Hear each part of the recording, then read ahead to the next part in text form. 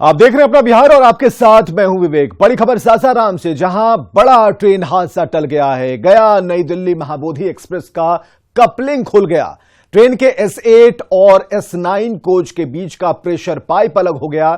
घटना गया पंडित दीनदयाल उपाध्याय मुगलसराय रेलखंड के सासाराम और डेहरी ऑन सोन स्टेशन के बीच करबंदिया रेलवे स्टेशन के पास की है। डेहरी ऑन सोन से जब ट्रेन सासाराम की तरफ बढ़ी, उसी बीच करबंदिया रेलवे स्टेशन के पास महाबोधि एक्सप्रेस की S8 और S9 कोच का प्रेशर पाइप अलग हो गया। साथ में उसका कपलिंग भी खुल गया, जिसके कारण दो कोच ट्रेन से अलग हो गई। लेकिन ड्राइवर और गार्ड की सूझबूझ से एक बड़ा हादसा टला है। इस दौरान लगभग 35 मिनट तक ट्रेन रुकी रही। बाद में अभियंत्रण विभाग ने ट्रेन के सफर को ठीक ठाक किया। इसके बाद ट्रेन आगे की ओर रवाना हुई और इस तरह इस घटना में कहीं कोई हताहत नहीं हुआ है, लेकिन बड़ा हादसा होते होते टल गया। चूंकि इस लापरवाही की रेल प्रशासन जांच कर रहा है। अटेंडम मतलब ये ट्रेन आगे बढ़ गया, फैकम खुल के आवाज किया बड़ाम से और ये ट्रेन आगे बढ़ गया। बोगी अलग हो गया है क्या? बोगी अलग हो गया। कहाँ जा रही थी ये ट्रेन? ये नई दिल्ली जा रही है। महाबोधि एक्सप्रेस ये डेहरी और करबंदिया के बीच में दो भाग में हो गया है, यानी बोगी अलग हो गया है, आगे वाली अलग पीछे वाली अलग। तो ये हताहत नहीं हुआ है और दोनों जो है जाकर के वहाँ कोई यहाँ से रेलवे का दिया, रेलवे कर्मचारी है उसको जो है जोड़ दिया है, उसके बाद वहाँ पे चालू हो गई। और फोन लाइन पर हमारे साथ हमारे सहयोगी अजीत है। अजीत, कपलिंग कैसे खुला? क्या इसके बारे में कोई टेक्निकल अधिकारी है जो इसके बारे में जिनसे आपकी बातचीत हुई हो, कुछ बताया हो उन्होंने? जी, जो अभियंत्रण की टीम वहां पहुंची है उनसे हमारी बात हुई है और उनका कहना है कहीं ना कहीं लापरवाही है। जहां जैसे गया से जहां से ट्रेन निकली है वहां पर मुकम्मल जांच होती है और बताया जाता है कोई जांच हुई है, उसके बाद ही ट्रेन निकली है। लेकिन जिस तरह से S8 और S9 के बीच का कपलिंग खुला और जो प्रेशर पाइप है तो वो भी अलग हो गया और जिसके कारण जो बोगी है, दो कोच है, वो अलग अलग हो गए हैं। इसमें कहीं ना कहीं लापरवाही है और रेलवे के बड़े अधिकारियों का कहना है कि जांच के बाद ही कहा जा सकता है कि कहां से लापरवाही बरती गई। यह कहे कि एक बड़ा हादसा टल गया और डेहरी और सासाराम के बीच जो करबंदिया स्टेशन है, गया मुगलसराय रेलखंड के बीच, वहीं पर की हादसा है और बड़ा हादसा टला है। जी चलिए, बहुत बहुत शुक्रिया तमाम जानकारियों के लिए। एक बड़ा हादसा टल गया। S8 और S9 कोच के बीच का प्रेशर पाइप अलग हुआ, क्योंकि कपलिंग जब अलग हुए तो दोनों ट्रेन अपनी रफ्तार में जो इंजन से के साथ जो बोगियां जुड़ी हुई थी वो आगे निकल गई और बाकी का जो हिस्सा है वो पीछे ही रह गया। लेकिन सूझबूझ यहां ड्राइवर और गार्ड की मानी जाएगी, जिन्होंने एक दूसरे से संपर्क किया और आखिरकार इस ट्रेन को फिर से रवाना किया गया।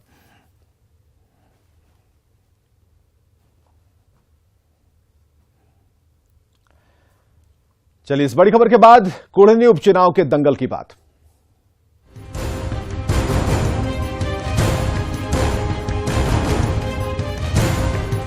विधानसभा की जनता जिंदाबाद जिंदाबाद जिंदाबाद।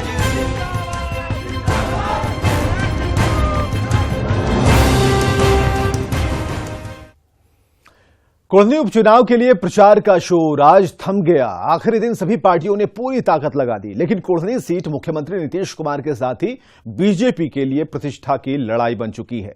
वैसे कुढ़नी में मुकाबला चौतरफा है। महागठबंधन और बीजेपी के साथ वीआईपी और AIMIM मैदान में आने से लड़ाई दिलचस्प हो गई है।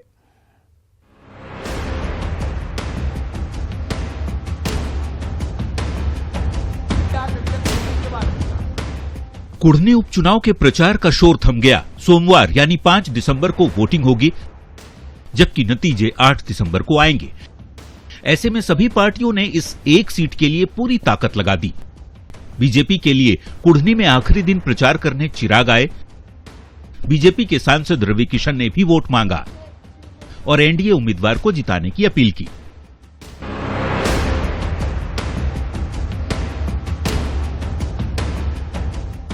शुक्रवार को नीतीश कुमार पहली बार तेजस्वी यादव के साथ कुढ़नी में सभा की। लोगों के बीच सरकार के कामकाज का हिसाब गिनाकर जिताने की अपील लोगों से महागठबंधन के उम्मीदवार के लिए की। कुढ़नी के रिजल्ट को 2024 से पहले का लिटमस टेस्ट माना जा रहा है। नाक की लड़ाई नीतीश तेजस्वी के साथ ही बीजेपी के लिए भी उतनी ही है, क्योंकि इस एक सीट पर 4-4 प्रत्याशी ताल ठोक रहे हैं। जेडीयू के मनोज कुशवाहा महागठबंधन के प्रत्याशी हैं, तो बीजेपी से केदार गुप्ता, मुकेश सहनी की पार्टी वीआईपी के नीलाभ मिश्रा और असदुद्दीन ओवैसी की पार्टी एआईएमआईएम के मुर्तजा अंसारी चुनाव मैदान में हैं, यानी मुकाबला चौतरफा है। इससे पहले हाल ही में हुए मोकामा और गोपालगंज के उपचुनाव में प्रचार करने नीतीश कुमार नहीं गए थे। तब दोनों ही सीटों पर आरजेडी अपने कैंडिडेट को महागठबंधन से उतारा था और दोनों ही सीटों का परिणाम 1-1 की बराबरी पर बीजेपी और महागठबंधन के बीच खत्म हुआ था। लेकिन कुढ़नी की सिटिंग सीट आरजेडी ने जेडीयू को दे दी है। ऐसे में नीतीश की प्रतिष्ठा दांव पर है। नीतीश के साथ ही तेजस्वी यादव के लिए भी बड़ा इम्तिहान है। तभी तेजस्वी अपनी सभाओं में पिता लालू प्रसाद के खराब स्वास्थ्य का हवाला देकर लोगों से इमोशनल कार्ड खेलते भी नजर आए। कुल मिलाकर प्रतिष्ठा की सीट बनी कुढ़नी की जनता का आशीर्वाद किसे मिलता है, ये तो 8 दिसंबर को आने वाले नतीजे ही बताएंगे। Bureau report, news 18।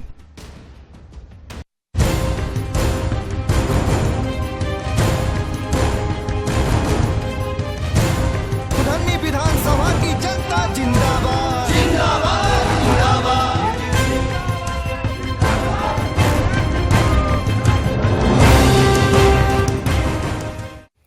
कुढ़नी उपचुनाव के प्रचार का शोर आज भले ही थम गया हो, लेकिन चुनाव से पहले शराब को लेकर खूब सियासत हुई। 2 वायरल वीडियो सामने आया जिसे लेकर बीजेपी और जेडीयू सोशल मीडिया पर आमने सामने दिखे।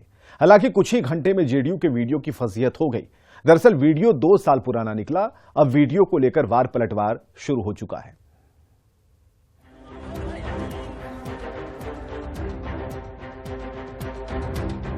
मुजफ्फरपुर की कुढ़नी सीट पर उपचुनाव सोमवार 5 दिसंबर को होना है। प्रचार का शोर भी थम चुका है, लेकिन शराब के मुद्दे पर सियासत खूब हो रही है। सबसे पहले बीजेपी का एक वीडियो बिहार बीजेपी के ऑफिशियल ट्विटर हैंडल पर पोस्ट किया जाता है, जिसमें पासी समाज के लोग शराब की खाली बोतल हाथ में लेकर दावा करते दिख रहे हैं कि शुक्रवार को कुढ़नी में नीतीश की सभा में शराब की बोतल लाई गई थी। पासी समाज का गुस्सा पहले से ही ताड़ी को शराबबंदी कानून के दायरे से बाहर करने को लेकर है। अब बीजेपी के पोस्ट पर जेडीयू के प्रवक्ता अभिषेक झा अपने फेसबुक पेज पर एक वीडियो जारी करते हैं, जिसमें दावा किया गया कि बीजेपी की टोपी लगाए कुछ लोग शराब पी रहे हैं और बांट भी रहे हैं। वीडियो पोस्ट करने के थोड़ी ही देर बाद जेडीयू प्रवक्ता की किरकिरी हो गई। दरअसल जो वीडियो इन्होंने पोस्ट किया था वो 1 साल पुराना है। 20 दिसंबर 2021 को इस वीडियो को यूपी कांग्रेस के ट्विटर हैंडल से पोस्ट किया गया था। अब इस खुलासे के बाद बीजेपी के नेता जेडीयू पर हमलावर हैं, सवाल पूछ रहे हैं। कुढ़नी में अभिषेक झा जी ने पुनः उसी वीडियो को दिखा करके और वहां पर फॉर्टिज्म से वोट लेने के लिए इन्होंने दिखाया। अभिषेक झा जी, मैं उस वीडियो को दोबारे दिखा रहा हूं, आप माफी मांगिए कि मैंने झूठ और फॉर्टिज्म से जदयू चल रही है और सारे फ्रॉडों का जमात है। जेडीयू प्रवक्ता अभिषेक झा को नहीं मालूम कि उन्होंने जो वीडियो पोस्ट किया वो कहां का है, कब का है, लेकिन शराबबंदी को लेकर नीतीश के खिलाफ बोलने पर बीजेपी पर निशाना साध रहे हैं, तो सत्ता की सहयोगी आरजेडी भी बीजेपी पर शराबबंदी का मखौल उड़ाने का आरोप लगा रहा है। ये वीडियो कहां का है, इस बात की तो पुष्टि नहीं हो पाई है। अगर इनमें हिम्मत है तो गुजरात में जो शराबबंदी का मखौल उड़ाया जा रहा है उस पर भी बोले। नीतीश कुमार जी की नीतियों को कितना क्रिटिसाइज करेंगे। नीतीश कुमार जी का दृढ़ संकल्प है कि बिहार में शराबबंदी समाप्त नहीं होगी। वो सवालों को दूसरी दिशा में भटकाना चाह रहे हैं और चाहे वो जितना भी प्रयास कर ले, लेकिन ये तो हकीकत है कि भारतीय जनता पार्टी के नेता और कार्यकर्ता शराब पीते हैं और शराब पीते हुए लोगों को कहीं ना कहीं शराब के प्रति प्रोत्साहित करते रहे।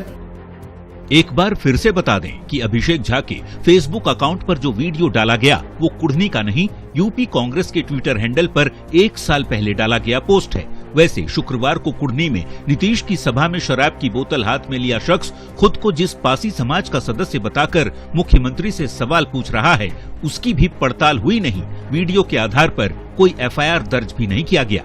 न्यूज़ 18 वायरल वीडियो की पुष्टि नहीं करता, लेकिन सवाल यही खड़ा हो रहा है कि क्या जानबूझकर चुनाव से पहले शराब का मुद्दा उछालकर सियासी पार्टियां अपना हित साधना चाहती हैं। न्यूज़ 18 के लिए पटना से रवि एस नारायण के साथ ब्यूरो रिपोर्ट। खगड़िया के गंगौर इलाके का एक वीडियो तेजी से वायरल हो रहा है। बताया जा रहा है कि पंचायत समिति सदस्य के बेटे की छठी पर जमकर शराब की पार्टी की गई, जिसमें शराब के नशे में कई लोग झूमते नजर आ रहे हैं। वीडियो में आप देख सकते हैं कि शराब की बोतल लेकर और हथियार लहराते हुए डांस किया जा रहा है। पुलिस वीडियो की जांच में जुटी है। हालांकि न्यूज़ 18 इस वायरल वीडियो की पुष्टि नहीं करता। वैशाली से अगली खबर, जहां महनार में जहरीली शराब से 3 लोगों की संदिग्ध मौत के बाद आखिरकार पुलिस की नींद खुल ही गई और महनार थाना इलाके में शराब के कारोबार के खिलाफ विशेष छापेमारी अभियान शुरू किया गया। महनार थाना क्षेत्र में अलग अलग जगहों पर छापेमारी के दौरान 9 लोगों को पकड़ा गया है। उनके पास से 45 लीटर देसी शराब बरामद की गई है। गिरफ्तार सभी आरोपियों को कोरोना टेस्ट के लिए सदर अस्पताल हाजीपुर लाया गया। उसके बाद सभी को हाजीपुर जेल भेज दिया गया। बेतिया के नौतन के एसएफसी गोदाम में डीलर हंगामे पर उतर आए हैं। मामला सड़े हुए चावल की सप्लाई से जुड़ा है, जिसका वितरण करने में डीलरों को परेशानी हो रही है।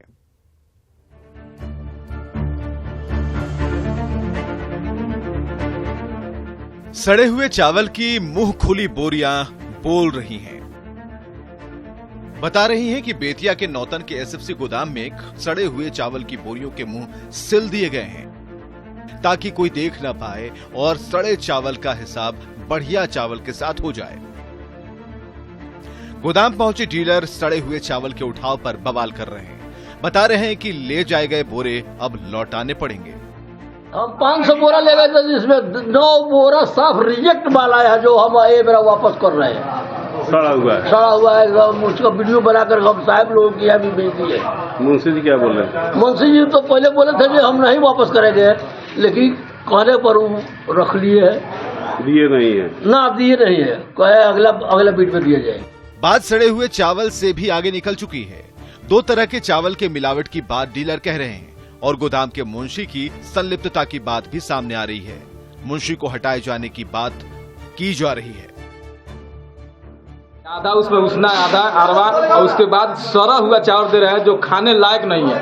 आदमी तो आदमी है, उसको पशु भी नहीं खाएगा। और यहाँ का जो मुंशी है, उनसे बोलने के बाद वो मुंशी बोलते हैं कि हमको यही मिला, यही देंगे, आपको क्या खाना है। इसलिए हम माल नहीं ले जा रहे हैं। हम विभाग से मांग करना चाहते हैं कि हम लोग डीलर लोग को सभी सही सामान मिले, और नहीं तो इस मुंशी को यहाँ से बाहर यहाँ से हटा कर यहाँ से दूसरी जगह भेजा जाए। बिहार में सही अनाज का वितरण आखिर कैसे होगा जब डीलरों को दिए जाने वाला अनाज ही सड़ा हो। लाभुकों के बड़े हंगामे से पहले सड़े अनाज पर आवाज बुलंद करने वाले डीलर परेशान हैं।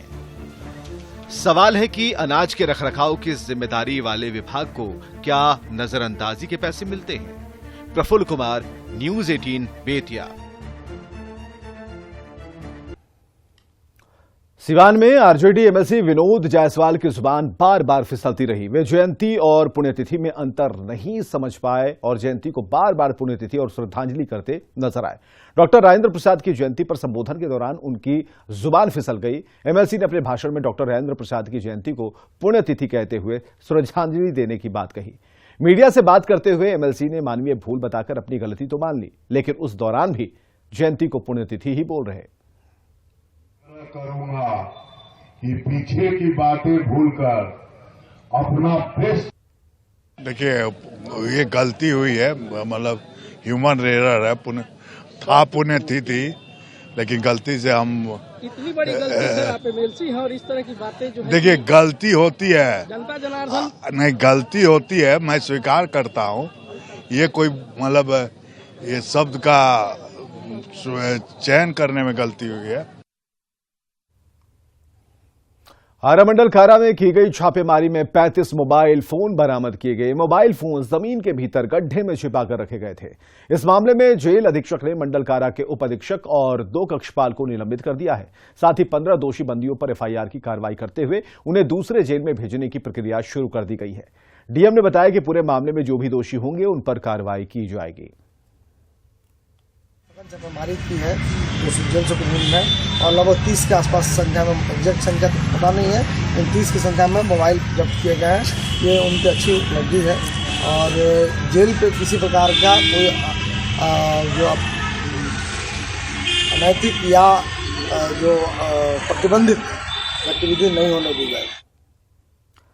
हाजीपुर सदर थाना इलाके में सिद्धिविनायक कॉलोनी में दिन दहाड़े व्यवसायी के घर में घुसकर पिस्टल के बल पर लूटपाट मामले में पीड़ित ने शिकायत दर्ज कराई है। पीड़ित व्यवसायी की पत्नी के लिखित आवेदन पर सदर थाने में दिन दहाड़े लूट का मामला दर्ज कराया गया। अपराधियों ने दिन दहाड़े पत्तल व्यवसायी की पत्नी को पिस्टल के बल पर हाथ और पैर बांधकर 3 लाख रुपए के सोने के आभूषण और 10,000 कैश लूट लिए। एक दो लड़का आया, उसके बाद बोला कि गेट खोलिए, हमें पत्तल लेना है। तो फिर जब हम गेट खोले तो वो बोला कि पत्तल दिखाया। मैंने कौन सा पत्तल लेना है, तब तक वो गोली गिरा दिया और बोला चिल्लाएगी तुमको गोली मार देंगे। तो हम चुप हो गए, बोले नहीं हमें मत मारना बेटा, तुमको जो लेना है। तो सब कान वान का खोल के बोला कान का तो जो तुम्हारे पास है सब दे दो। तो हम सब खोल के उसको दे दिए। नाक में का मेरा नहीं खुला था तो वो खुद खोला है। उसके बाद वो हम मेरा हाथ बांध दिया और मुंह बांध दिया और मुंह में बंद कर दिया। बंद करके वो ऊपर गया, ऊपर गोदरेज वगैरह खोल के उसमें से क्या क्या निकाला फिर नहीं देखा। पूर्णिया के नवरत्न मोहल्ले में भी एक महिला से लूट की वारदात को अंजाम दिया गया है। बाइक सवार बदमाश महिला के गले से सोने की चेन लेकर फरार हो गए। बदमाशों की यह करतूत सीसीटीवी में कैद हो गई। पीड़ित महिला किशनगंज की रहने वाली और वे अपनी बेटी के घर आई हुई थी।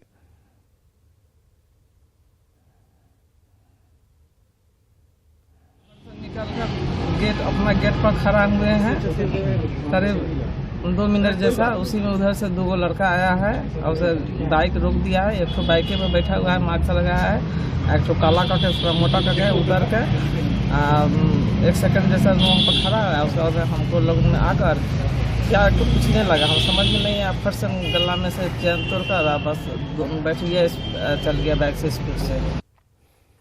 बेतिया में प्रॉपर्टी डीलर और सभापति के उम्मीदवार राजेश श्रीवास्तव की 4 नकाबपोश अपराधियों ने गोली मारकर हत्या कर दी, जिससे इलाके में सनसनी फैल गई। घटना नरकटियागंज शहर के बीचों बीच स्थित भगवती सिनेमा रोड की है।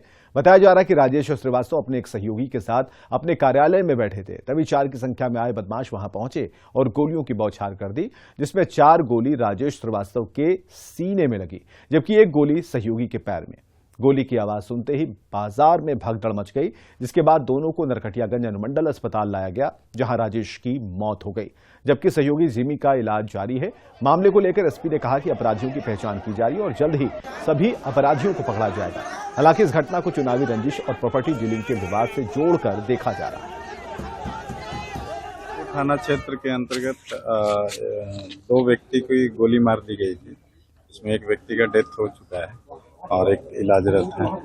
और जिन व्यक्ति का डेथ हुआ है वो वहाँ के नगर परिषद के प्रत्याशी भी है और साथ ही साथ प्रॉपर्टी डीलिंग का भी काम करते हैं। और अभी तक हम लोग जो अलग अलग बिंदुओं पे छानबीन कर रहे हैं और जो भी हम लोगों को तथ्य सामने आता है उसके अकॉर्डिंगली कार्रवाई। गोलियां अभी स्पष्ट नहीं है कि कितने राउंड चलाई गई है। पोस्टमार्टम रिपोर्ट और डॉक्टर से बात करने के बाद नहीं, अभी अपराधी की गिरफ्तारी नहीं हुई है। उस संबंध में बयान लिया जाता है और उसके अकॉर्डिंगली हम लोग भी अलग अलग बिंदु पे देख रहे हैं और उसके अकॉर्डिंगली। बेतिया में सभापति प्रत्याशी की हत्या के बाद लोगों का आक्रोश थम नहीं रहा। नाराज लोगों ने पुलिस को अल्टीमेटम दिया है। 24 घंटे के भीतर अपराधियों की गिरफ्तारी की मांग की है।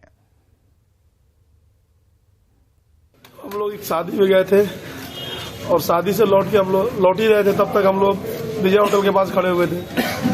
तब भैया हमसे पूछा कि कहाँ चला जाए न्योता में। तो हम बोले भैया चला जाए नौनपुर चला जाए।